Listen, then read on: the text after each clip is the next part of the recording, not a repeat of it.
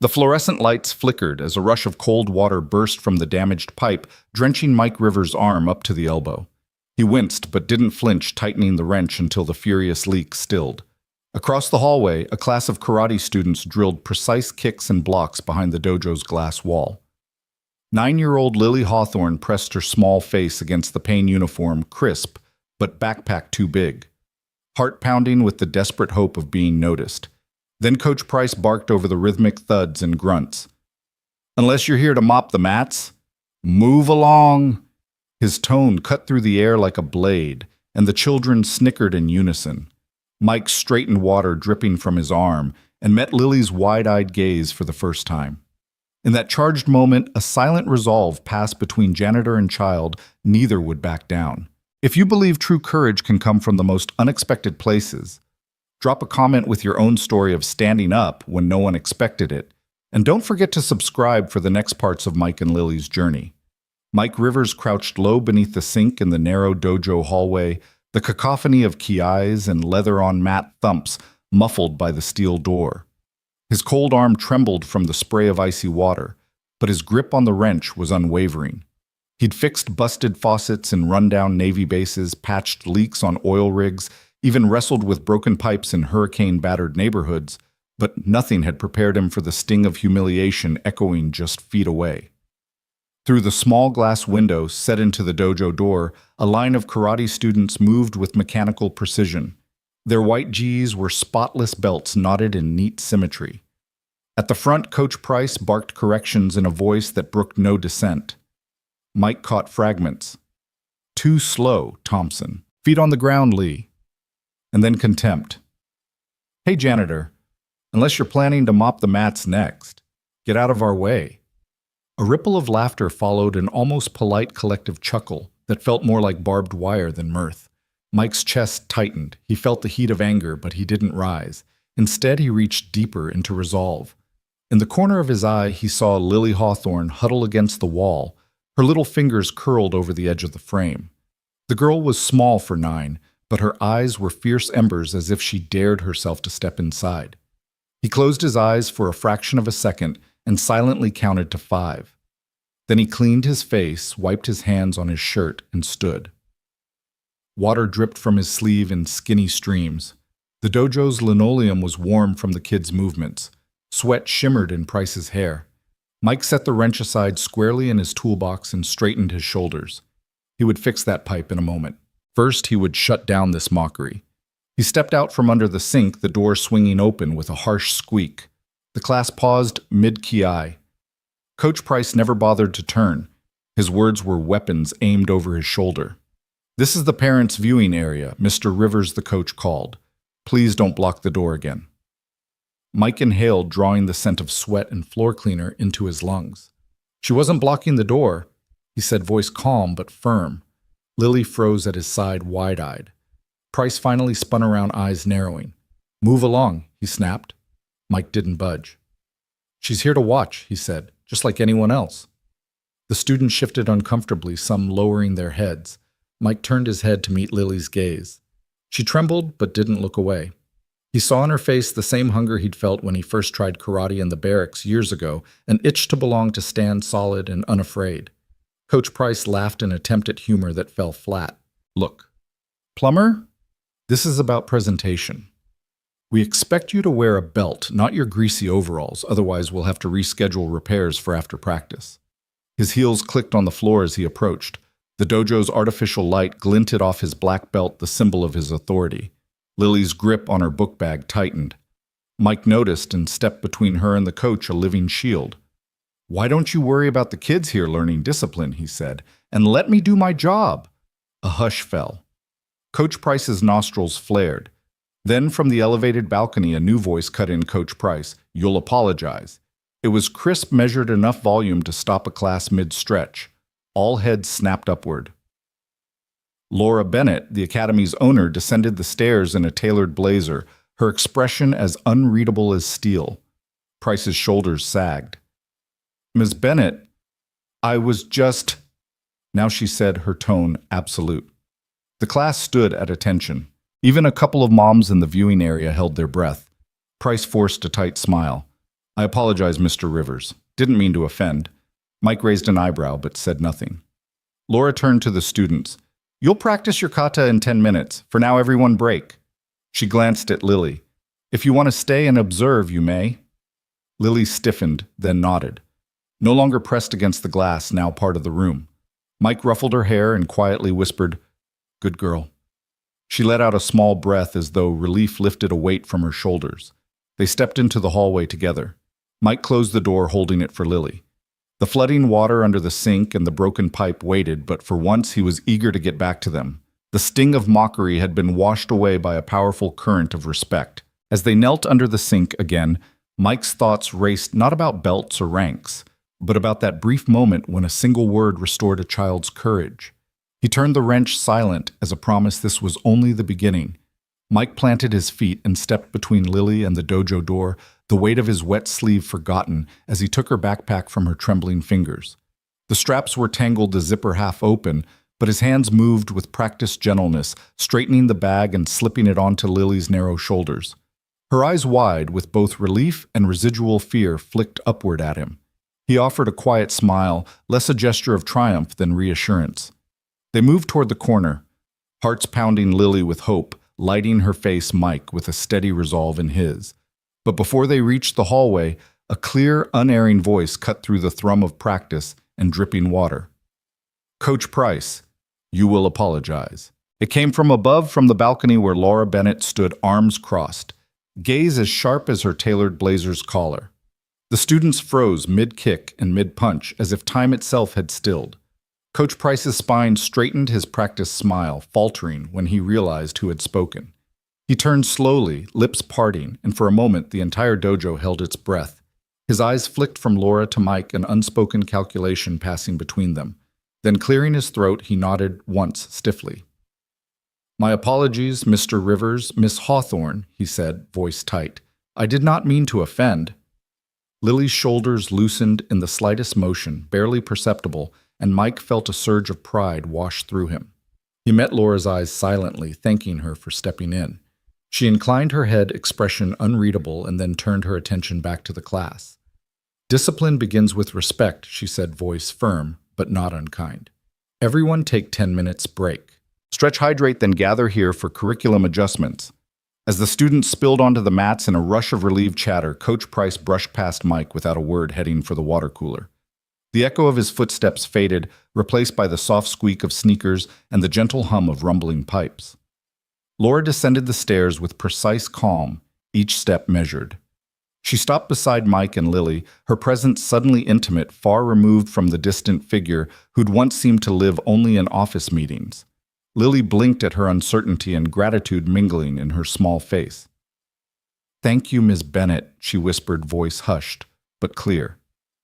Laura offered a slight smile, the first warmth Mike had seen on her features. You're welcome, Lily. She knelt to Lily's level.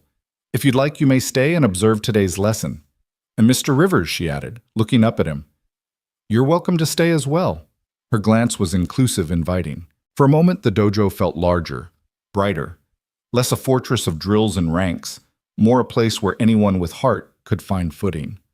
Mike swallowed the taste of adrenaline, sweet and heady. Thank you, Ms. Bennett, he echoed, keeping his voice steady.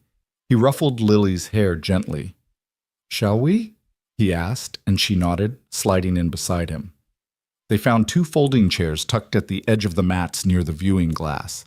Students and parents usually sat there, white plastic seats lined up like sentries, and today Mike and Lily belonged among them. He sat then, helped Lily up so she could perch on her father's knee, her backpack on the floor at their feet. He draped his jacket across the back of his chair, careful to keep his damp sleeve off the vinyl. Laura gave one final nod of assurance, then melted back into the background, ascending a few steps to the balcony where she could oversee the room without intruding. She caught Mike's eye and offered a faint, encouraging smile. Mike met it with a small nod of gratitude, and then both of them turned their attention back to the dojo floor. Coach Price stepped forward again, clipboard in hand, exhaling a slow breath that trembled with recalibrated authority. He cleared his throat, but there was no scorn in his voice now. All right, everyone, he began. Let's run through basics, knee stance, focus control. His eyes lingered on Mike and Lily for just a heartbeat, Then he gestured to the students. Everyone take your places. The children reformed their lines with newfound ease, their movements still precise but warmer somehow. Lily sat with her chin tucked to watch every twist of limb, every pivot and block. Mike felt her pulse against his chest, the same eager rhythm of someone ready to belong. As the group moved into synchronized kata, Mike's gaze flicked to Laura again, half hidden behind the railing. She leaned forward, elbows resting on the balcony edge, watching with inscrutable eyes that nonetheless radiated support. For the first time in a long time, Mike realized that he wasn't just the janitor here, he was part of something bigger, something that recognized a man's worth, not by uniform or title, but by action. Lily whispered, "Dad, can I try?" Her voice was small but brimming with determination. Mike squeezed her knee gently. Soon he replied, "Hold tight, observe how they move." She nodded solemnly, and together they watched as the dojo, once a place of exclusion, breathed and shifted, opening space for both girl and janitor to find their place. The water leak under the sink would wait another minute. This moment charged with possibility was too important to leave behind. The real lesson, Mike thought, had only just begun. Mike eased Lily onto his lap, her small frame settling between his knees, backpack at her feet. The dojo's fluorescent lights hummed softly overhead, obliterating shadows and leaving every face and movement sharply outlined. Behind them, Coach Price cleared his throat, as if to reclaim authority, but Laura Bennett raised a single finger, no louder than a whisper, yet it carried the weight of the entire academy. "Enough," she said, stepping from the balcony with the measured grace of someone accustomed to command. The students froze mid-kick, their GIs rustling as they turned in unison. Even the hissing leak in the hallway seemed to quiet with respect. "You will allow Lily to watch the class from here?" Laura continued, gesturing to the plastic folding chairs. "And Mr. Rivers," she added. Fixing Mike with a glance, "You're welcome to stay as well." A ripple of disbelief passed through Mike's chest. He looked at Lily, who blinked up at him, eyes shining like polished stones. Then he met Laura's calm gaze and felt something shift, a removal of a barrier he'd thought permanent. Coach Price's jaw tightened, but he dipped his head. "Yes, ma'am," he muttered, voice barely more than a brushstroke. He returned to the front of the mats and with a curt wave signaled the class back into motion. The rhythmic thud of bare feet resumed, punctuated by fierce kiais and the slap of fists against padded arms. Lily exhaled a soft gasp of relief. Mike slid a gentle arm around her waist, steadying her as the children paraded through blocks and strikes. She leaned forward, elbows on his forearms, utterly absorbed. His heart swelled at the sight, her small hands clasped together, knuckles white with excitement, her brow furrowed in concentration. Laura stood beside them, her heels silent on the varnished wood floor. She folded her arms and observed Lily with an inscrutable expression. Then she glanced at Mike, nodding once as though acknowledging his unspoken gratitude. Mike forced a tight-lipped smile, keeping his voice low when he spoke. "Thank you," he murmured. "For her." Laura's lips twitched upward in a faint, fleeting smile. "I didn't do it for you," she replied, tone neutral but not unkind. "I did it for them." She pointed to the students now moving in unison, eyes fierce. "Children deserve a chance to belong." Mike met her eyes, his own reflecting both respect and wonder. "You've given her that chance," he said softly, brushing a stray lock of hair behind Lily's ear. The girl's gaze never wavered from the mat, but she twitched with excitement, the first real spark he'd seen in months. Coach Price resumed instruction, barking corrections about hip rotation and foot alignment. Mike watched the students struggle into a synchronized kata, their movements gaining fluidity with each repetition. Lily's shoulders rose and fell in a steady rhythm, her hunger to learn palpable even in her quiet demeanor. Minutes passed in concentrated silence. The leak beneath the sink, long forgotten, continued its steady drip, a gentle percussion beneath the students' crescendos. Mike closed his eyes for just an instant and listened to the harmony of practice breath footfall, oceanic serenity laced with purpose. Lily shifted, and Mike opened his eyes to find her turning her head to look up at Laura. The academy owner returned the gaze, nodding once, her expression softening. Lily mouthed, "Thank you," and Laura inclined her head, the motion graceful and genuine. After another round of drills, Coach Price called for a water break. The students filed off the mats, some panting, others dripping sweat, juggling water bottles and towels. Price gathered them in a semicircle, draped his guy jacket over his belt, then flicked his eyes toward Mike and Lily. "You can sit here," he said, voice grudging but not cruel. He pointed to an empty chair beside the engineer's table. Mike rose and helped Lily down. She landed lightly, then turned to chug from her water bottle goggles of condensation on the plastic. Mike took the chair next to her, tucking his jacket over the back. Laura stepped away from the railing and moved to stand behind them, folding in as silent a guardian as he could imagine. Coach Price addressed the parents in the viewing room, rattling off announcements about the upcoming belt test, the schedule changes, and the new uniform supplier. Somewhere in the torrent of information, Lily set down her water bottle and looked at Mike. "I want to try," she whispered, barely audible. Mike swallowed. He glanced at Laura, whose gaze was fixed on the students warming up again. "Not today," he replied softly. "First we learn." Lily nodded, determination sharpening her features. Mike squeezed her shoulder. "You're a quick study," he said, voice proud. Laura moved to stand beside Mike, folding her hands. "If she's ready," she said, tone calm but firm. "Let's not keep her waiting." Mike blinked. For a moment he thought he'd misunderstood. He looked at Lily down at the water bottle, up into her expectant face. "Are you sure?" he asked.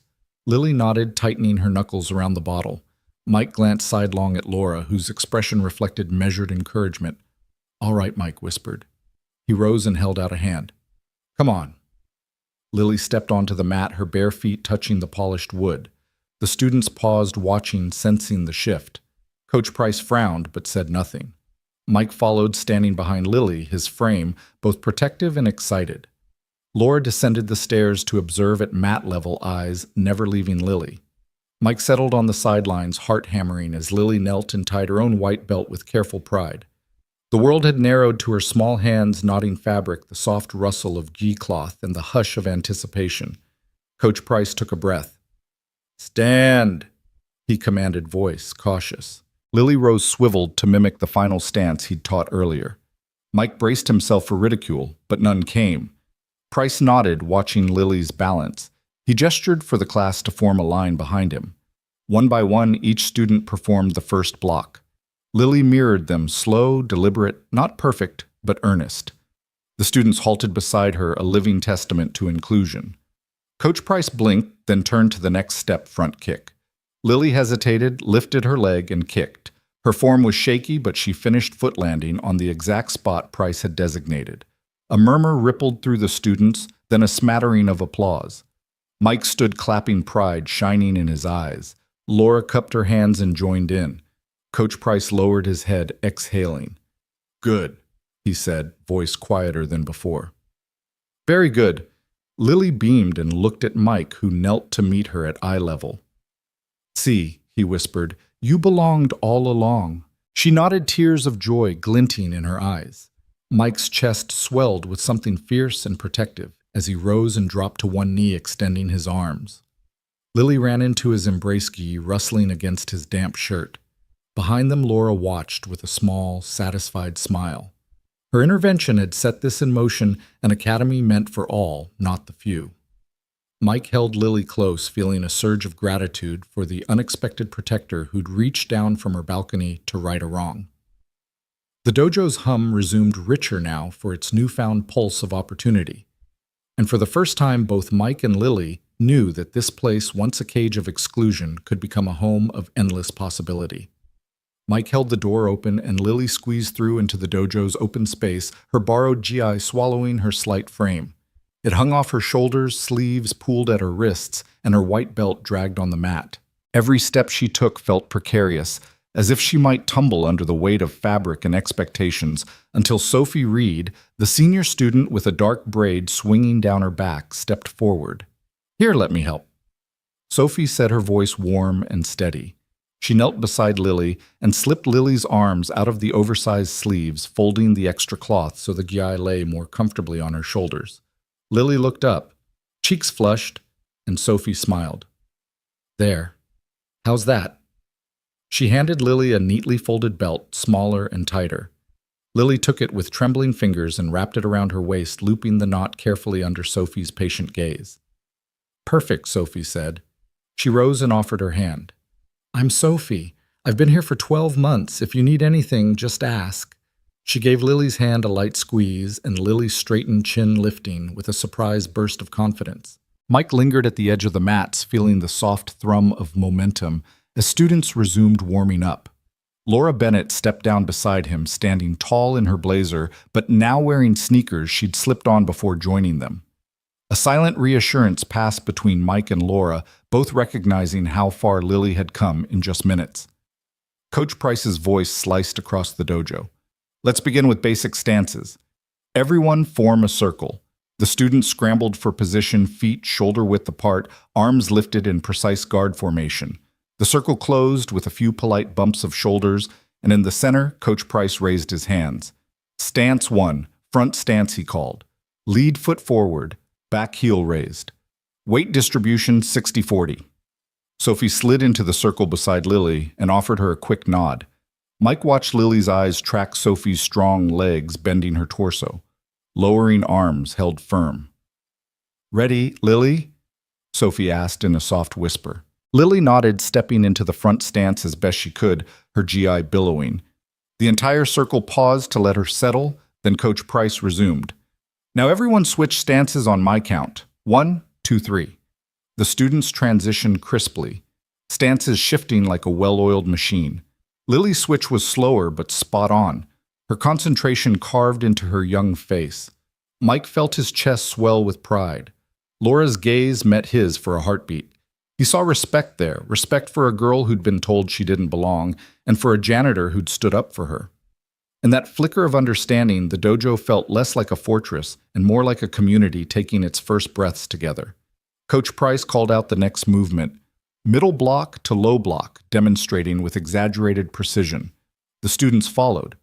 Lily mirrored Coach's motion, her arms swinging down in a neat arc.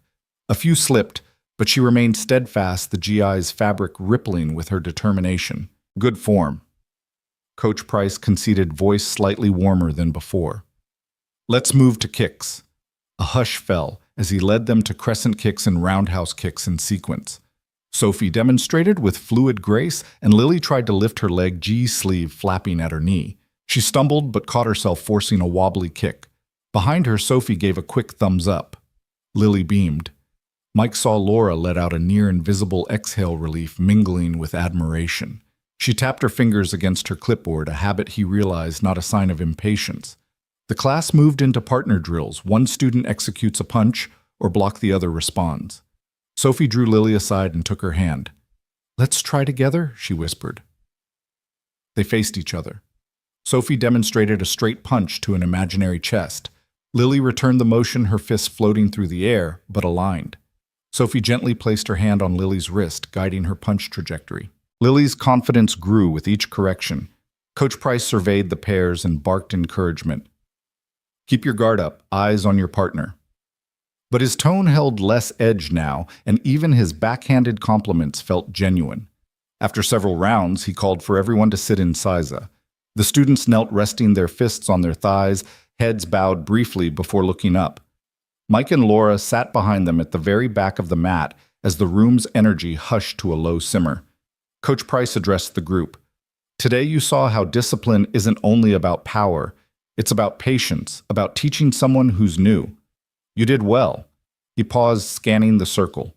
Sophie, Lily, stand up. Sophie and Lily rose. Lily's face glowed. Coach Price cleared his throat. Lily observed our warm-up and even participated. Let's give her a round of applause and a warm welcome as our newest junior observer. The class clapped, the rhythm of palms meeting mat echoing. Lily glowed and Mike felt a surge of awe. His daughter, once an outsider, was now celebrated. Laura rose, smoothing her blazer. She stepped forward and placed a hand on Lily's shoulder. I'm proud of you, Lily. You faced your fear, she said, voice carrying softly through the dojo. Lily looked up at her eyes wide before bowing deeply to the class. Laura returned the bow, a moment of equality between child and owner. Mike rose to his feet as the class circled up for one final exercise, partner stretching. Sophie guided Lily into a gentle hamstring stretch. The other students paired off, and Coach Price helped a younger boy with a calf stretch.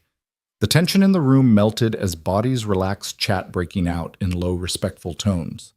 Lily laughed softly when Sophie teasingly pulled her foot further, and the sound was bright enough to slip between the heavy beams overhead. Mike crouched beside Lily, anchoring the pose so she could relax. So he asked quietly, "Thinking about coming back?" Lily nodded, her grin uncontainable. "Yes." Mike glanced at Laura, who was talking quietly with Coach Price. Their conversation was hushed, but the coach's posture had softened under Laura's measured insistence earlier. Mike caught Laura's eye again and offered a grateful smile.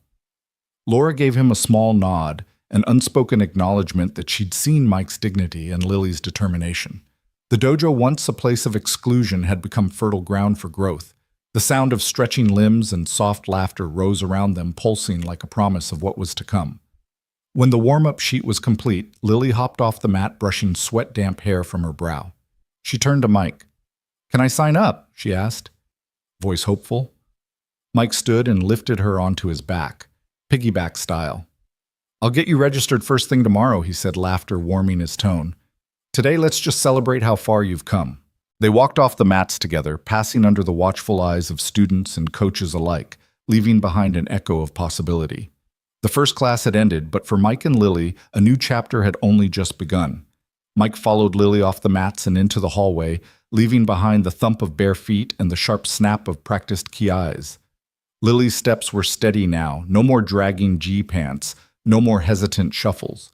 Each stride carried her forward with an unspoken resolve, as if she claimed the floor beneath her boots the same way she'd claimed a place on the dojo mat.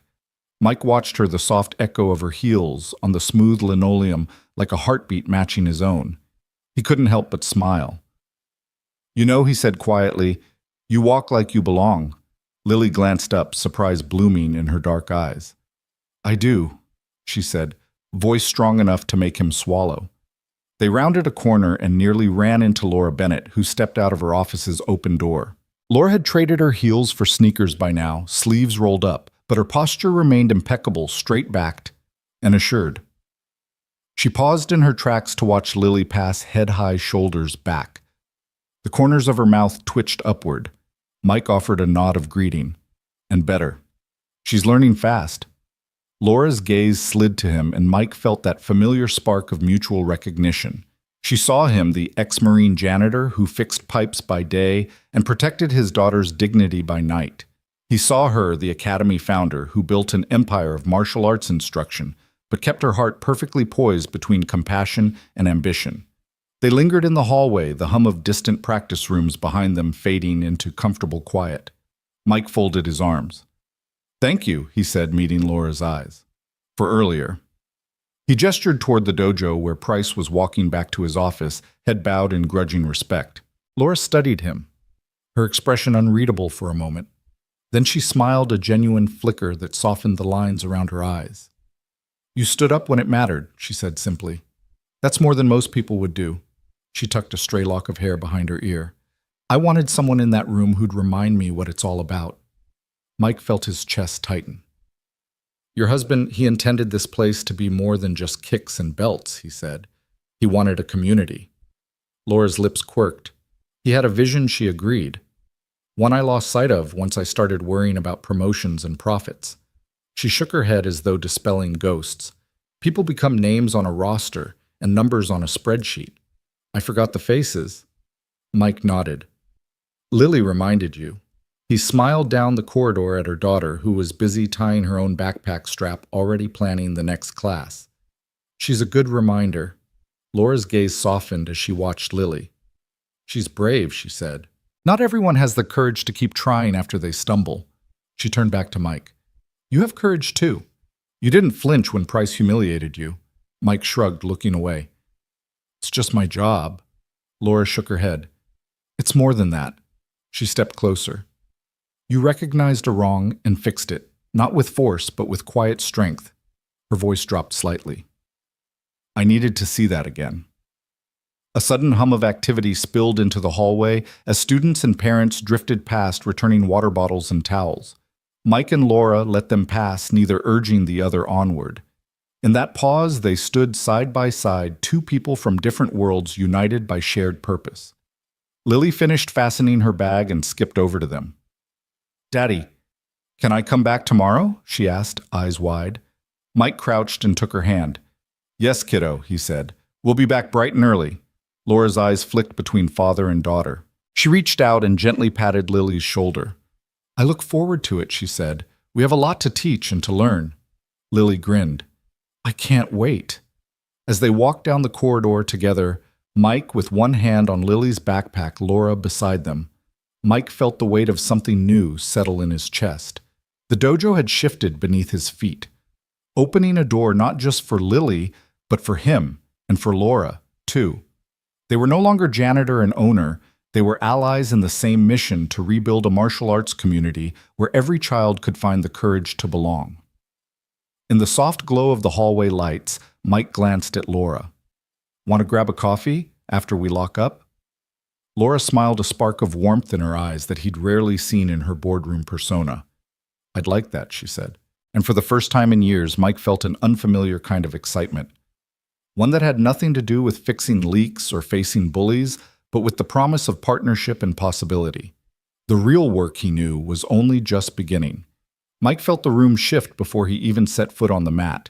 The students had been settling into partner drills, some practicing blocks, others warming up for sparring, but as Coach Price stepped forward with a clipped, "All right, Mr. Rivers, show us what you've got," the murmur of chatter died. He spoke loud enough so every child, every parent in the viewing area, and even the janitorial crew peering in from the hallway could hear. The challenge wasn't an invitation, it was a gauntlet. Mike paused, the front of his gray-blue gi slightly damp from sweat and the day's chores.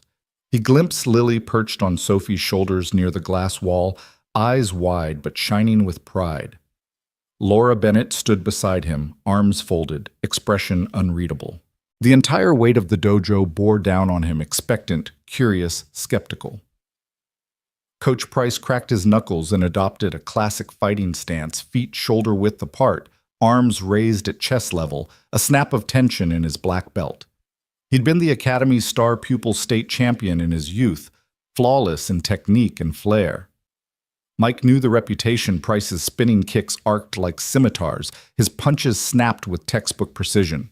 He was built to dominate a sparring ring. Let's make it interesting, Price said with a smug half-smile, the kind that said, I've already won. He bobbed on his toes, ready to explode. I'll start slow. Throw something at me. Mike let out a breath he didn't realize he was holding. He stepped forward into the center of the mat. The floor felt solid beneath his feet, an anchor. He bowed to Price, an old Marine habit of respect before engagement, then pressed palms together before his chest, a gesture Price neither expected nor appreciated. The dojo lights gleamed off rows of gi and belts, an audience waiting for the spectacle. Price lunged first, a right roundhouse kick aimed at Mike's shoulder. Mike didn't raise his arms or tighten his guard. Instead, he shifted his weight, pivoting on his lead foot and letting the kick slice harmlessly through air that had been seconds ago his own space. He let Price's momentum carry him forward, hooking Price's ankle with a subtle foot sweep that disrupted his balance without sending him sprawling. Price blinked, his leg going out from under him, and he stumbled forward in a rare moment of ungoverned motion. Mike dropped into a low stance, bracing, guiding Price's shoulder just a nudge, until Price's own momentum brought him upright again. The students gasped.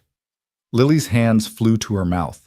Even Laura's stoic face cracked with surprise. Price blinked, stare wild for a heartbeat.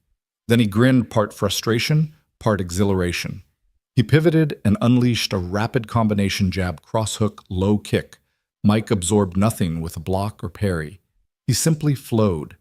He sidestepped, the jab glided around the cross with the faintest lean spun inside the hook to eliminate its arc, and took a half-step diagonally back as the low kick whistled past. Each move was minimal, each shift economical. No wasted energy, only clarity. He reached out a hand, open, gentle, and touched Price's elbow as the last kick passed. It wasn't a strike. It was a suggestion of leverage. Price's foot caught on the mat, and his arm, guided loosely by Mike's fingers, pivoted him. He spun slightly, knees tightening to keep from falling. Mike held his palm there, soft pressure, just enough to control Price's line of attack, then release no follow-up blow.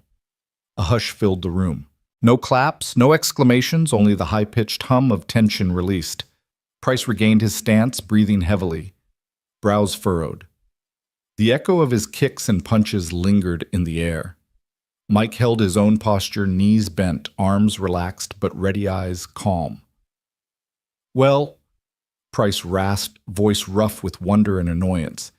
"You gonna hit me or just play ghost?" Mike said nothing. He lowered into a horse stance for a moment, shifting weight, evenly grounding himself. Then rising slowly, he bowed no arrogance, only respect. He held the bow weighted and straightened. The silence lingered, a testament to what had happened. Price looked around as if seeing the dojo for the first time, the students watching with rapt attention, parents leaning forward on benches, Sophie clutching Lily's hand, Laura's eyes glinting with pride. Price took a labored breath. Then he bowed in return, a stiff, grudging motion that still held the weight of concession. "Well done," he said, voice low. I needed that." The dojo erupted in applause, soft at first, then swelling into enthusiastic claps and cheers. Mike stepped back, heart-racing sweat seeping through his GI. He smiled and gave a small wave to the crowd, then looked at Lily, who was jumping up and down with Sophie hugging her. Mike's chest tightened with emotion. Laura descended the stairs, making her way onto the mats. She approached Mike, her sneakers soft on the polished surface. That, she said, voice calm but resonant, was exactly the lesson they needed. Mike nodded, wiping his forehead with the back of his hand. "Discipline without brutality," he said quietly. "Power without pride." Laura's lips curved. "You reminded me why I built this place," she said, her gaze drifting to Price, who was dusting off his gi with an unsteady hand. It was never about perfect technique. It was about the courage to stand and to teach without hurting. Price stood nearby, listening. He picked at the hem of his sleeve. Then he swallowed. "I'm sorry," he said directly to Mike. "I lost sight of that. I forgot what matters." Mike dipped his head. "Thank you," he replied. "Let's move forward." Price offered a genuine nod, and then not as coach to Janitor, but as equals extended his hand. Mike accepted it, gripped firm, and shook. The contact felt like a truce, the dawning of a partnership based on respect. Laura turned to the class. "Let's finish today's session with partner drills focus on flow, not force." She smiled at Mike. "Care to join in?" she asked. He glanced at her, eyebrows raised, then at the students lining up. Lily's grin was so wide it lit the mat. Mike set aside his reluctance and stepped forward, slipping into a basic front stance. Sophie paired with him, nodding. Lily watched from the edge, pencil and notebook in hand, ready to record. For the next half hour, the dojo hummed with renewed purpose. Price led with a gentler tone, emphasizing control and timing over raw speed. Mike mirrored each motion as the students fed drills around him, a living teaching aid in plain clothes. Laura circled the room, offering pointers, a hip adjustment here, a shift in gaze there.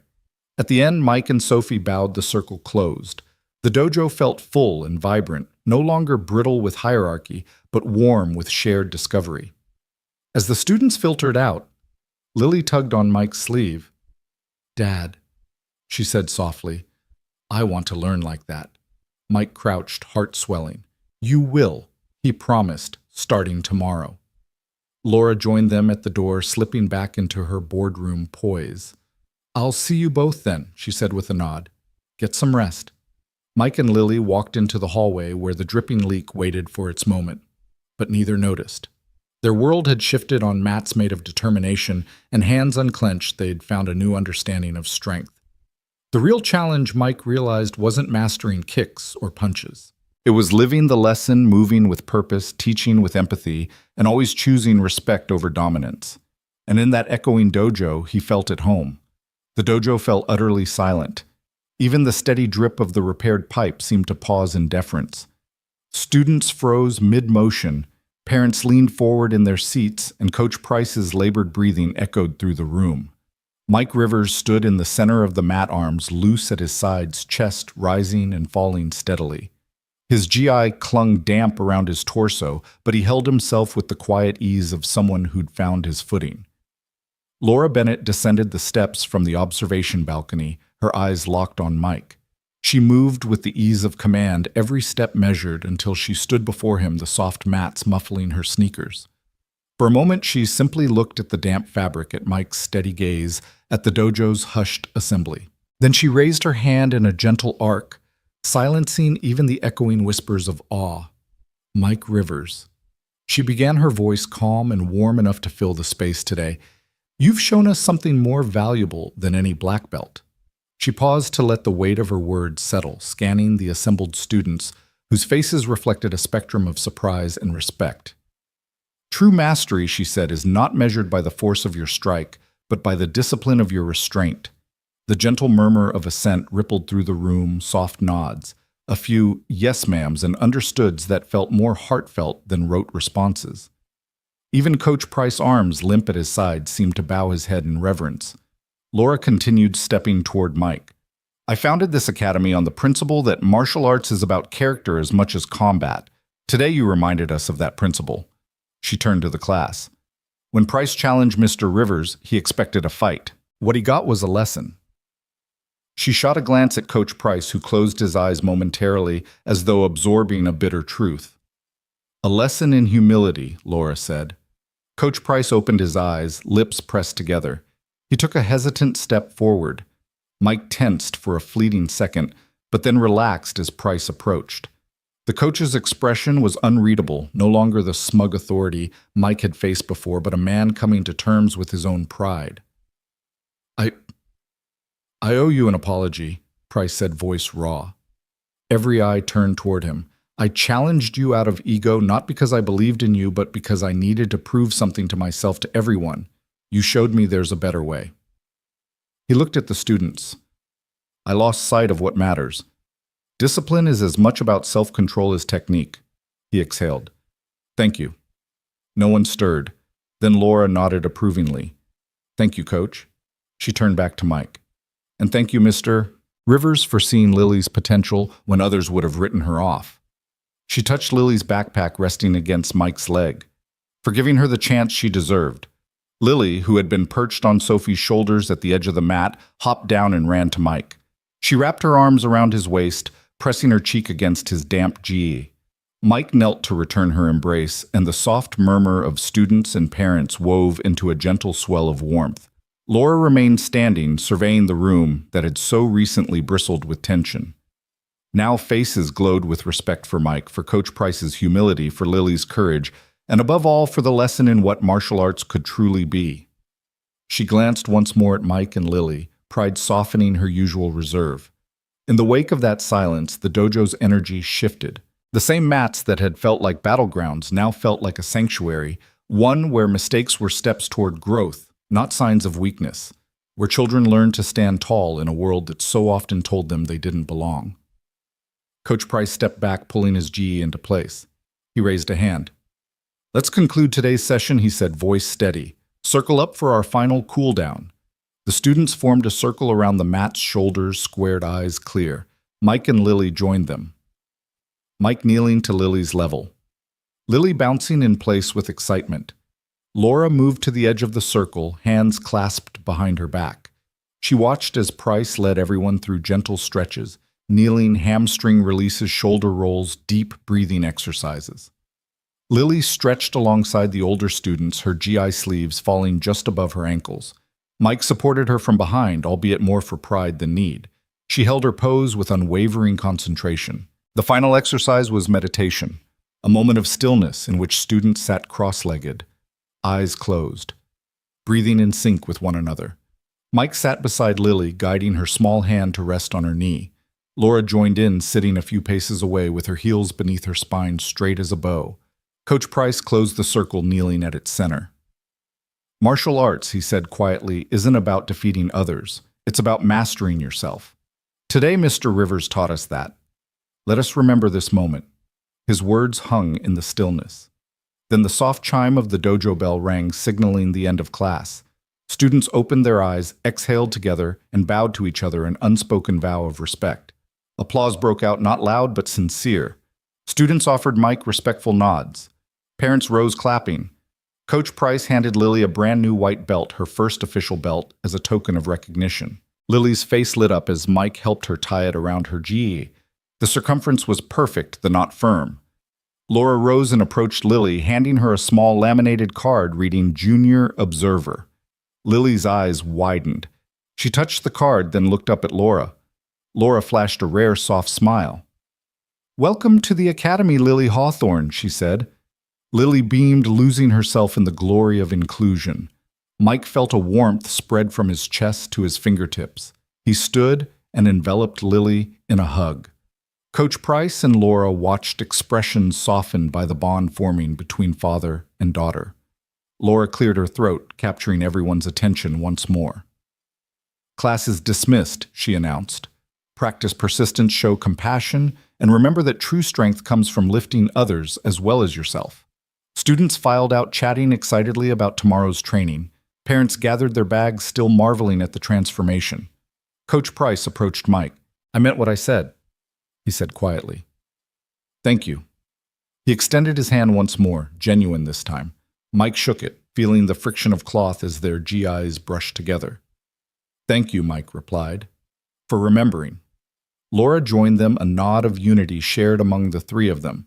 Lily tugged at Mike's hand, urging him toward the exit. "Daddy, can we come back next week?" Mike ruffled her hair. "Absolutely. We'll be here every class you can handle." As they walked toward the hallway, the dojo's doors swung open on silent hinges, no longer barriers, but gateways to possibility.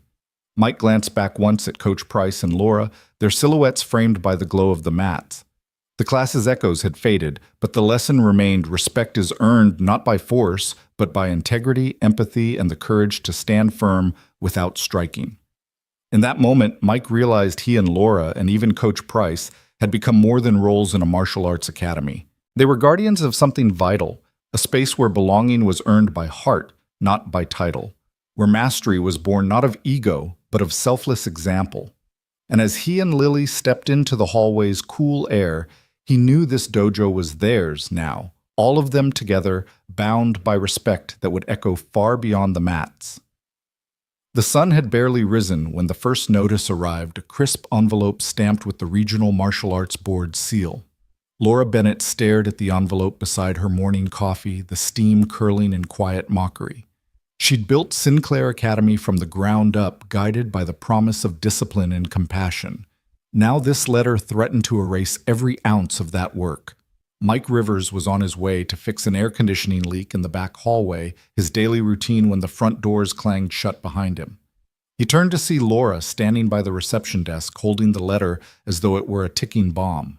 "Morning," he said, brow furrowing at the severity in her eyes. "Not exactly," Laura replied, voice taut. She tore open the envelope with a single motion and unfolded the memorandum inside. "They've revoked our certification," she said, tone hollow. Mike stepped closer, heart nodding. "Revoked." "Just like that." "Effective immediately." Laura read aloud. "All Sinclair Academy access cards are deactivated. The name Sinclair is removed from the regional registry. Any further instruction under our banner is unauthorized. Appeals may be filed, but no operations may continue until reinstatement." Mike's chest tightened. The dojo doors, once open to eager students and proud parents, would now be sealed. He pictured the mat stacked the punching bags, gently swaying in an empty room, the photographs of students' triumphs gathering dust. "Lock the doors," Laura continued. She set the letter on the desk. "We can't let anyone in." Mike swallowed hard. "Is there an actual reason?" "Did we miss some paperwork?" Laura shook her head. They cited non-compliance with standardized rank structure and unauthorized curriculum deviations. The board said we strayed from approved techniques and assessments. She scoffed softly. "As if technique alone defines martial arts." A sudden click echoed from the front doors.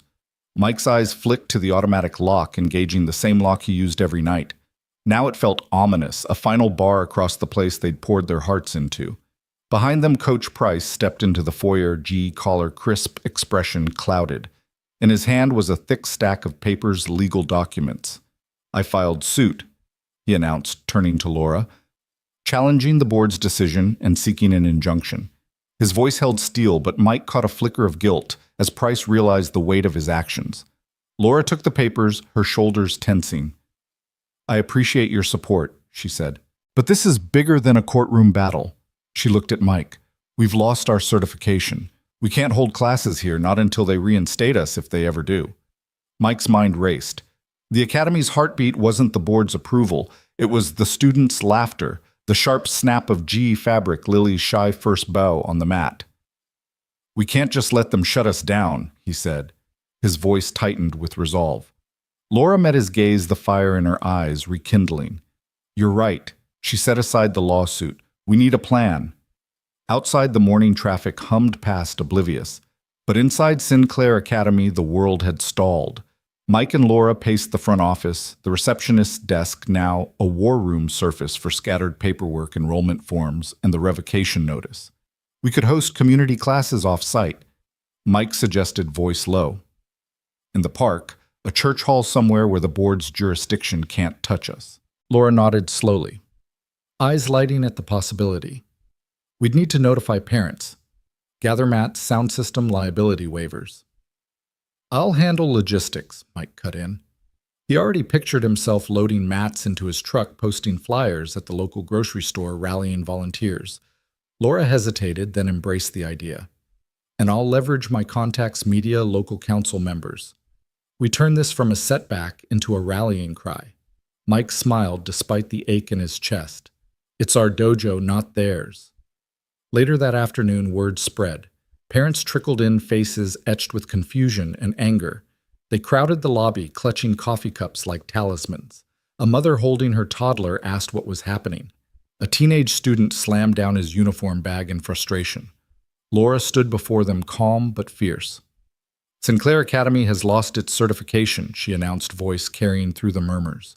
"But we will not abandon our dojo's heart." She laid out the planned Sunday morning classes in Cedar Park Pavilion, Thursday evening volunteer sessions at the community center, a temporary circle community free to all current students. A ripple of applause greeted her announcement. Mike stepped forward, gripping Lily's hand. She'd come with him to help spread the word. "We'll meet you at the park," he said reassuringly. "Bring your mats, your snacks, whatever you need." A father in the back raised his hand. "What about ranking tests?" Laura exchanged a glance with Mike. "We'll offer skill demonstrations at the end of each month on our terms, not theirs. When the board sees what this community can do, they'll have to take notice." A murmur of agreement swelled to determined nods. The energy in the room shifted from despair to purpose. After the meeting, Mike walked the hallways, each locker, each faded poster, each footprint marking a student's first class. He placed his hand on the doorframe of the main dojo and whispered, "We'll be back." Laura joined him, standing tall in the empty expanse. "This place," she said softly, her gaze sweeping the mats, "it's bigger than any certificate." Mike nodded, a lump in his throat. "It's ours." That evening, as the sun sank low, Mike loaded mats onto his pickup. Lily perched on the fender, giving directions, and Laura handed out flyers at the community center's bulletin board.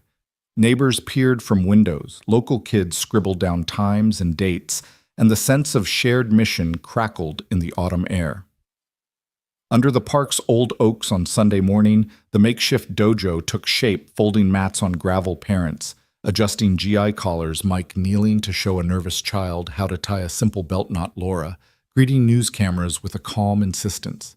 They practiced under an open sky block, stances, gentle sparring each kick, a declaration of belonging. No official seal, no board credential, just the sound of determination beating like a drum. In that first class, as Mike guided Lily through her kata with careful patience, and Laura offered quiet words of encouragement to every new face, they reclaimed the spirit of Sinclair Academy. Behind them, the official dojo building stood silent, its doors locked, its registry empty. But the real academy breathed under the canopy of oaks, alive in every stance, every bow, and every shared promise to never let bureaucracy extinguish their dojo's heart. And in the hush before the first kiais, Mike leaned over to Laura and whispered, "Respect isn't granted by a certificate. It's earned in moments like these." Laura nodded. "Let's keep earning it." The door to the old storage wing creaked open on its hinges, revealing a narrow room lined with dust-covered shelves and forgotten equipment. Cardboard boxes sat in haphazard stacks, some labeled holiday decorations, others simply blank as if whoever filled them had long since moved on. Mike Rivers flicked on a single overhead light, its fluorescent glow slicing through years of neglect. He stood to one side, arms folded, listening for footsteps. Laura Bennett stepped in behind him, carrying a stack of 3 folding chairs like they were ceremonial thrones. She set them in a small semicircle at the center of the room, then looked back at Mike and offered a wry smile. "Ready?" Mike exhaled. More than ever. He nodded toward the entrance. "They're coming." One by one, 6 students filed in, 3 older teens still in their GIEs, 3 younger children wearing oversized t-shirts and sweatpants. A handful of parents followed, faces drawn with worry and determination. No one spoke at first. They eyed the makeshift circle and the scattered boxes as though unsure they belonged. Laura cleared her throat using the same calm authority she'd wielded on the dojo floor. "Welcome to the circle," she said. Her voice echoed slightly off the concrete walls. "This isn't a belt test. It isn't a class. It's a gathering, a place to learn courage, compassion, and community without any hierarchy. No black belts. No rank, just us." A gray-haired mother in the back raised her hand. "Is this safe?" she asked, voice trembling. Mike stepped forward, as safe as a promise. He smiled gently. "We won't be teaching you how to punch each other or how to punch at all. We'll teach you how to stand up when it's hard, how to help others when they fall, how to turn fear into strength." He paused, meeting each pair of eyes in the small crowd. "If that's okay with everyone." A quiet murmur of assent rippled through the group. Laura took a slender notebook from her pocket and handed each parent a page. "We're going to start with a simple circle talk," she said. "One of us speaks at a time, sharing why we're here. Then we pass the turn. No judgment, just listening." The students and parents settled into the 3 chairs and along the dusty floor, forming an imperfect ring. A teenage boy named Ramon Guy Collar Frayed sat cross-legged on the ground. He looked at Laura and nodded. Laura motioned to him. "Ramon, would you like to start?" Ramon exhaled and ran a hand through his sweat-streaked hair. I came because karate used to be my safe place," he said.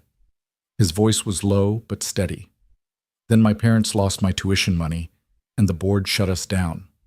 I felt like I'd lost a piece of me." He paused, glancing at the younger kids. "I don't know how to face that. I just know I don't want to give up entirely."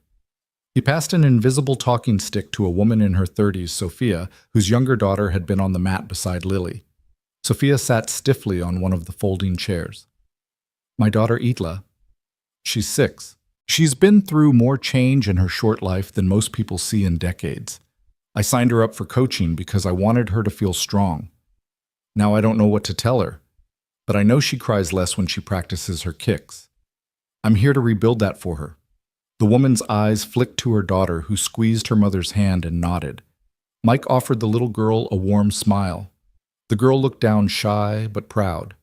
A teenage girl named Emily, who'd once disparaged Lily's place in the class, now knelt on the floor. Her dark braid was messy, and her knuckles bore faint scabs. I was the best," she said, voice rough with emotion.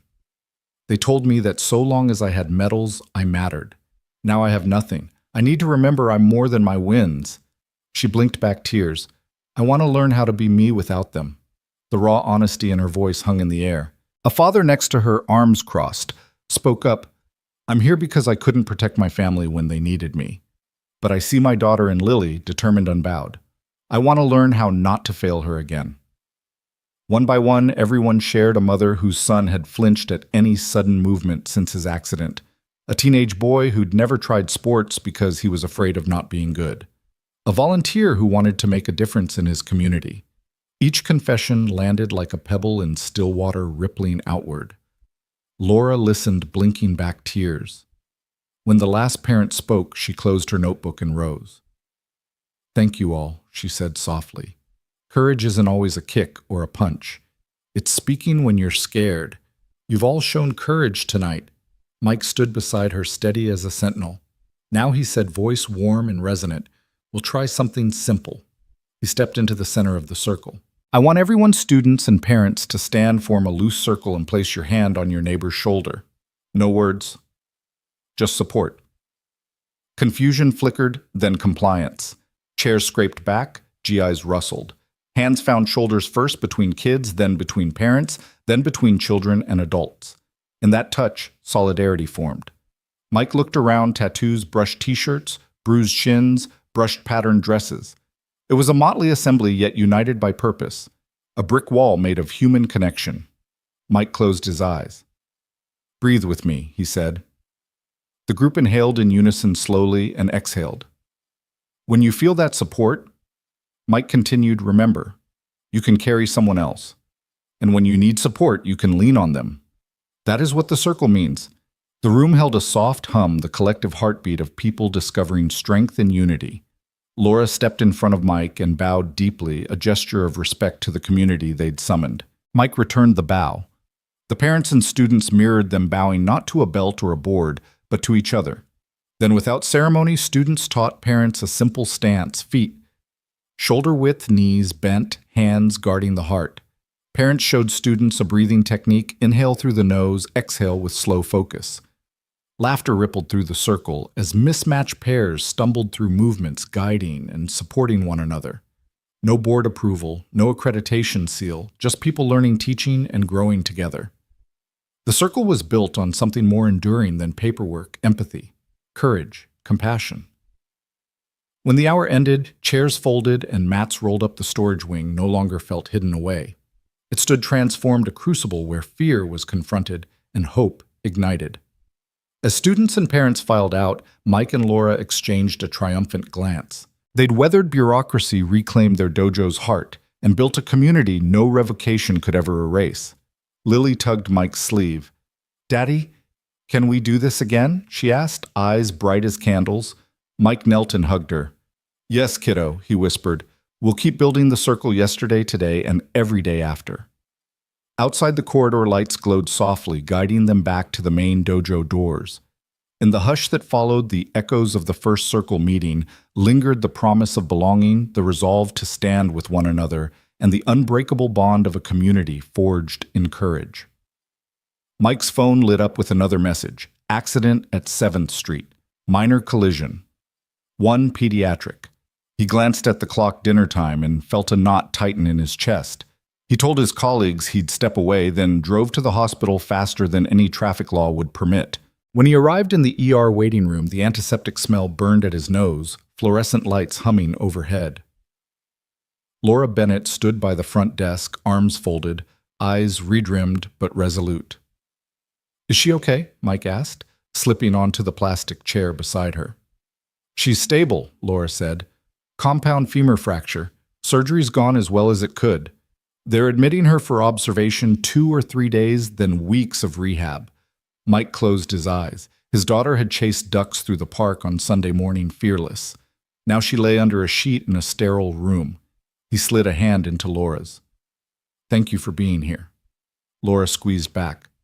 "I'm not going anywhere." They followed a nurse into the pediatric ward. White curtains parted to reveal Lily, pale and still hair fanned on the pillow, and one leg encased in a metal brace. She opened her eyes as they entered the corner of her mouth, twitching in a brave half-smile. Mike knelt and raised her hand. "Hey, champ." "Hey, Lily," whispered, voice thin from pain and sleep. "Did you bring my notebook?" Mike patted the bedside table, which sported a stack of picture books, a water jug, and Lisa's handiwork colorful get-well cards from classmates. He pulled a spiral-bound notebook from his jacket pocket, the one she'd been sketching in since the circle began. "Right here." Lily's hand closed around it with surprising strength. "Good. I want to plan our first circle session here." Laura's breath caught. "You're serious?" "Absolutely," Lily replied, eyes gleaming. "We just need yoga mats." And so began the true test. Mike and Laura divided and conquered. On the hospital whiteboard, Laura posted "Circle" in room 12A. Monday, 4 p.m., complete with times and a simple agenda. In the hall, Mike tapped into the volunteer network: students from the dojo, ready to help, counselors eager to lead guided breathing neighbors, offering food and company. Flyers appeared on the bulletin board, handwritten notes framed with hearts and fist-to-palm logos. By Monday afternoon, a small army gathered: 6 martial arts students in GIS, 3 therapists with clipboards, 4 neighbors bringing sandwiches and juice boxes, 2 pediatric nurses curious and kind. As they entered room 12A, they carried yoga mats, folding chairs, and a portable Bluetooth speaker. The carpeted floor replaced dojo mats, but the energy felt familiar. Lily sat propped on colorful pillows, brace still locked into place, notebook open on her lap. She wore her green hospital gown like a kimono, and her hair was braided to the side. A scattering of stuffed animals lined the windowsill. Laura clicked to life, a soft instrumental track, acoustic guitar, and gentle percussion. She motioned everyone to form a circle on mats and chairs around Lily's bed.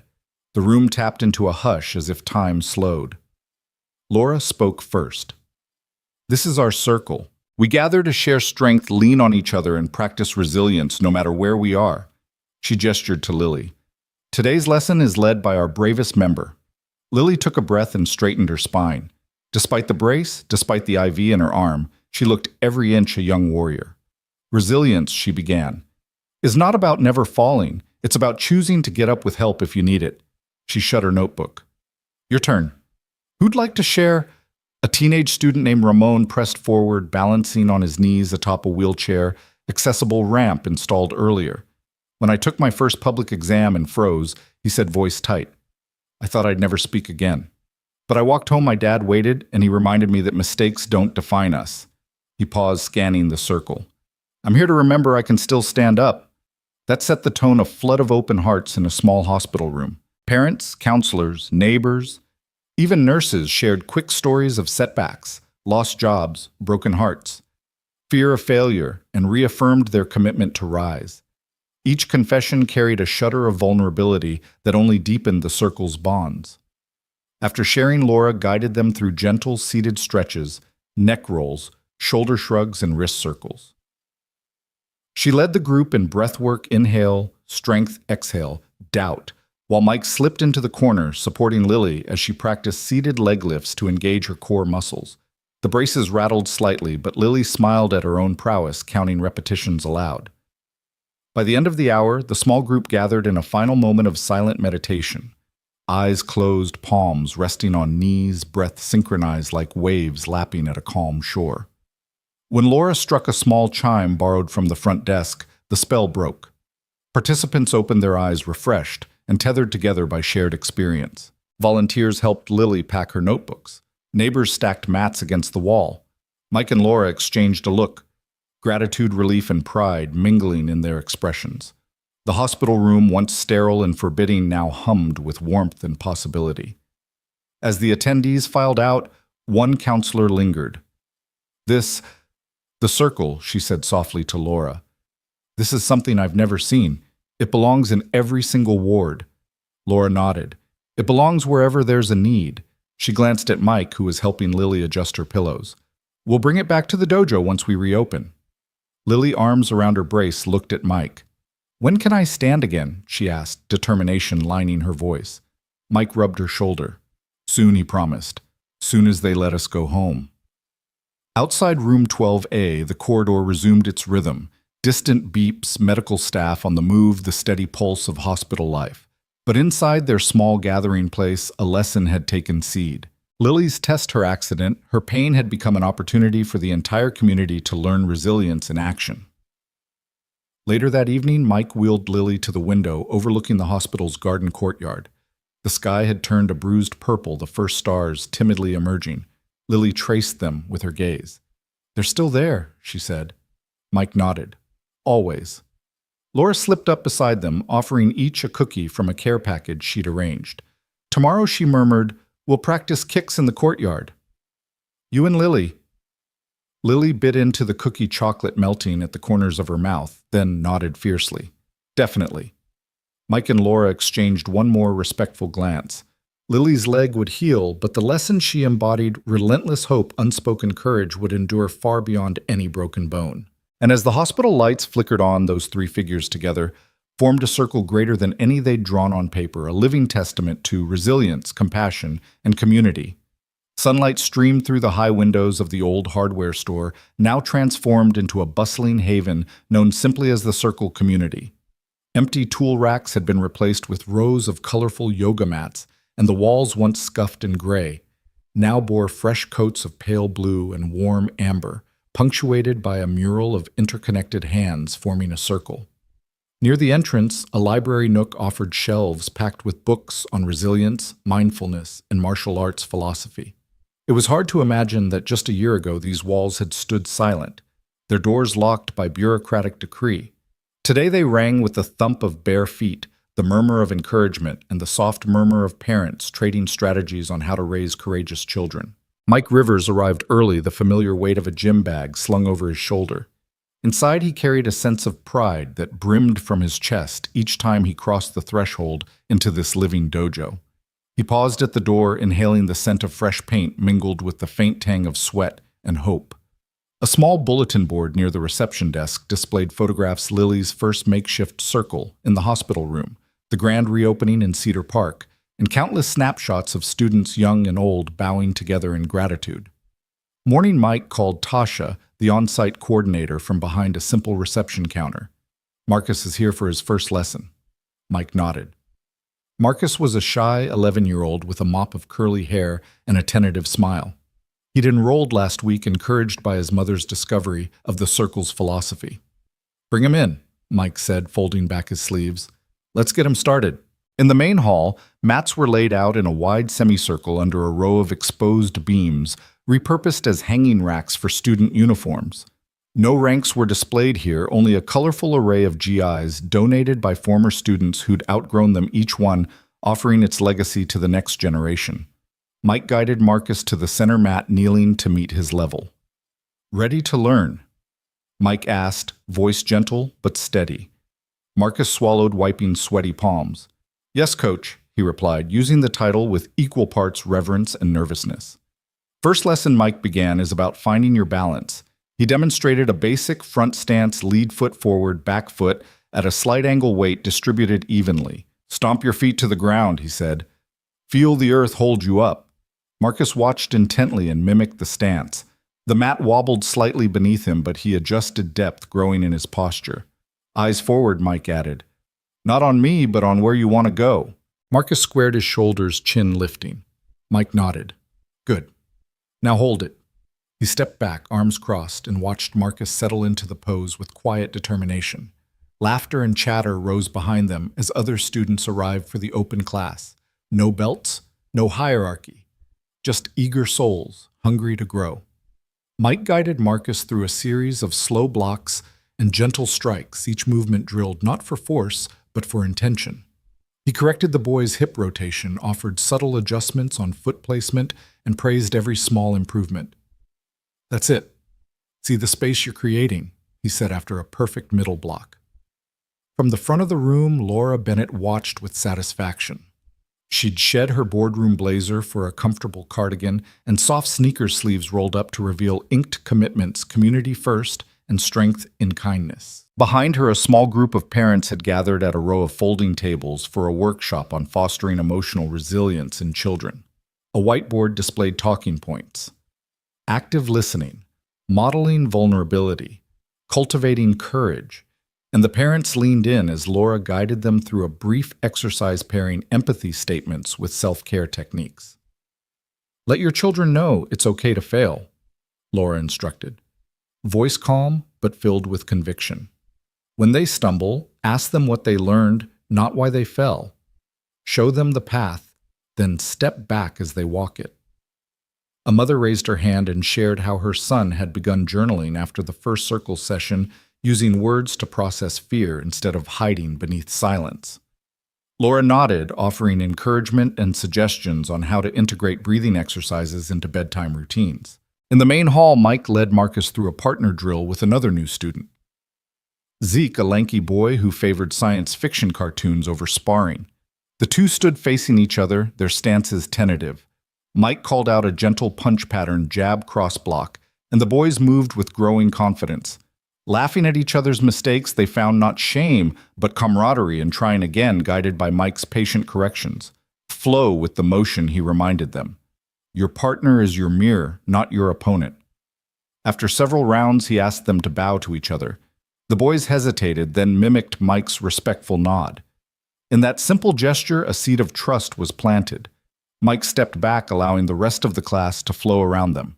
Meanwhile, Laura concluded the parent workshop and strode toward the main hall, clipboard in hand.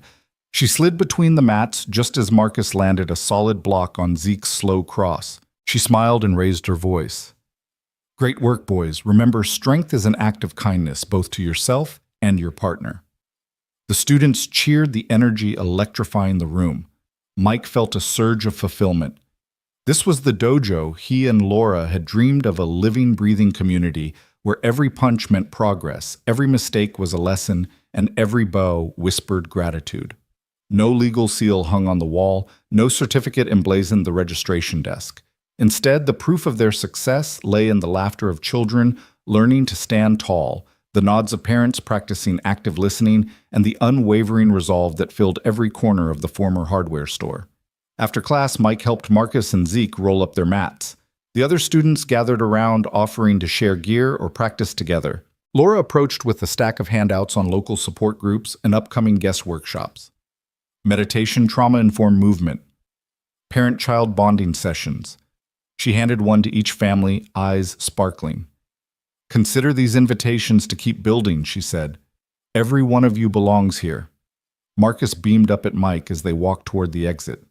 Thank you, Coach. I never thought I could do that. His voice brimmed with pride. Mike knelt, placing a hand on Marcus's shoulder. You did it, he said. You found your balance and made it yours. Outside, the Circle community sign glowed warmly in the twilight. Children drifted out with their parents, chatting about the day's lessons. Laura lingered in the doorway, watching as a gentle hush fell over the mats behind her. She turned to Mike, offering a contented sigh. We've come a long way. Mike shouldered his gym bag, glancing at the rows of empty mats, still waiting for the next wave of students. We have, he agreed, and we'll keep going. No seals, no hierarchy, just the Circle. Laura smiled broadly. The Living Dojo doesn't need legal seals. It's sealed here, she said, tapping her heart. And here she added, pointing to Mike and then to herself. They walked down the street together, the once faded storefront now a beacon of belonging. In the distance, the sounds of children's laughter echoed against brick walls and rolling shutters, a reminder that true mastery doesn't come from certificates, but from courage, compassion, and the unbreakable spirit of a community that stands united, one stance at a time. The morning sun slanted through the high windows of the Circle Community Hall, casting a warm glow across the mats where so many had wrestled with fear and found courage. Today marked 1 year since the first gathering in that dusty storage wing, a day when a handful of students and parents had dared to believe in something bigger than bureaucratic seals. Now the hall brimmed with life-clad kids, smartly dressed parents, and volunteers milling about before the ceremony of truth. Bunting of colored fabric hung overhead, and a gentle hum of anticipation filled the air. Mike Rivers stood beside the entrance, adjusting Lily's chair so she could easily follow the ceremony despite her lingering leg brace. His gaze swept the room at the mural of linked hands forming a circle at the library nook, where children thumbed through books on courage, at the long tapestry rolled against the back wall. The tapestry, stitched with care by community volunteers, bore rows of tiny handprints, a living testament to every promise made in the Circle over the past year. Laura Bennett stepped forward in a pale blue blouse and jeans, her phoenix emblem pinned proudly to her lapel. She swept her gaze over the assembled group and raised her hand for quiet. The chatter dimmed and settled like dew. Her voice, calm and resonant, carried across the mats. Welcome everyone to our first annual Ceremony of Truth. Today we honor each other for the courage to show up again and again to this sacred circle. A ripple of applause responded, gentle yet heartfelt. Lily perched on the front row, notebook open on her lap, eyes shining brighter than the morning sun. Mike knelt beside her, his hand resting lightly on her uninjured knee. He caught her eye and gave a small nod. This was her moment. Laura continued, In a world that prizes perfection, we prize persistence. In a world that counts victories, we count the moments we rose after a fall. She turned toward the tapestry. This year, every member of the Circle added their handprint and their vow to this cloth. Now it's time to unveil the patterns of our shared promise. With a dramatic flourish, she pulled aside the protective cloth, revealing an explosion of color. Neat rows of handprints in blues, greens, reds, and golds, each accompanied by a single word: persevere, compassion. Hope, connect, heal. The crowd gasped and leaned forward as the tapestry caught the morning light, every print glowing with the imprint of someone's faith in second chances. Soft murmurs rose. There's ours. Look at Marcus's little hand. I see my mom's print beside mine. Children pointed, adults smiled and nodded, tracing names they recognized. It was as though the wall itself breathed with belonging. Laura stepped back, letting the moment settle before inviting Mike forward. He rose carrying a velvet-lined wooden box. He approached Lily, who had bravely removed her leg brace for the ceremony, revealing a gleaming new limb brace beneath her GI. "Lily," he said, voice thick with pride, "this belt is more than fabric. It's honor through healing." He opened the box to reveal a custom belt of slate gray embroidered in silver thread, with her name and the circle's emblem of interlocking hands beneath a rising sun. Lily's breath caught. "Daddy," she whispered, voice trembling with emotion. Mike lifted the belt gently and wrapped it around her waist, tying the knot securely. "You earned this," he said, meeting her gaze. "Not for how quickly you healed, but for how you taught us all to keep standing." He stepped back, allowing her to adjust the belt. Lily stood taller, spine straight and chest bright, and the crowd erupted into warm applause. Next, Laura stepped toward Mike. She held a small silver pin in the shape of a phoenix, its wings outstretched in flight. "Mike Rivers." She began, eyes shining with gratitude. "You didn't just mend pipes, you mended hearts. You carried this community forward when it felt lost. You learned to teach not by force, but by example. For that it is my honor to pin you with the phoenix emblem, symbol of rebirth, resilience, and hope." She fastened the pin to his jacket, the metal catching the light like a promise. Mike lowered his head, humbled. Applause followed louder this time, echoing against the walls. Parents rose, students cheered, and for a moment Mike felt weightless, buoyed by collective respect. Then Laura called for silence once more. "We close today with our vows spoken aloud together," she said, lifting a hand toward the tapestry. "On the count of 3, speak the circle's promise, I will show up." Mike glanced at Lily, whose eyes glistened with unshed tears. Laura's fingers fluttered, and the community drew in a collective breath. 1. The word echoed softly as everyone inhaled deeply. 2. The tension cracked like a dawn chorus. 3. I will show up. The hall reverberated with that vow, a unified chorus of voices, young and old, each infused with conviction. I will show up. Again they repeated, voices stronger, more certain. I will show up. When the last echo faded, silence fell thick, sacred. It was the sound of truth settling like fine dust on every soul present. Laura stepped to the side and gestured toward the exit. "Class is dismissed," she announced, her voice quiet but firm. "But remember, our circle doesn't end here. It continues wherever you choose to stand true." Students and parents rose, some lingering to touch the tapestry, others exchanging hugs or solemn nods. Lily hopped down from her chair and ran to Mike, wrapping him in a fierce hug. "Thank you," she whispered, voice muffled against his chest. Mike held tight. "Thank you for leading us," he replied. Laura approached, hand outstretched. Mike released Lily and shook Laura's hand, the phoenix pin warm against his jacket.